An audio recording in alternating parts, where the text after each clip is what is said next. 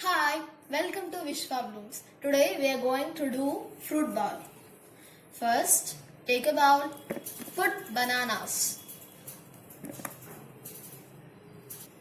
Now let's put mango into that. Cut into pieces and put it. Now let's add grapes.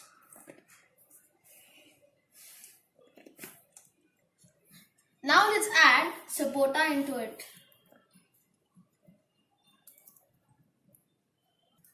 Now let's add pomegranate into it.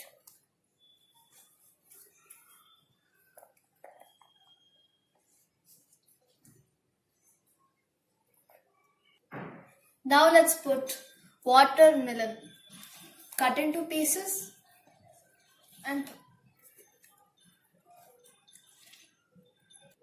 now after adding this we are supposed to put apple.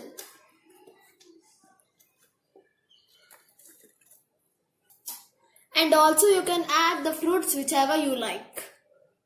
If you want, you can add a bit of honey.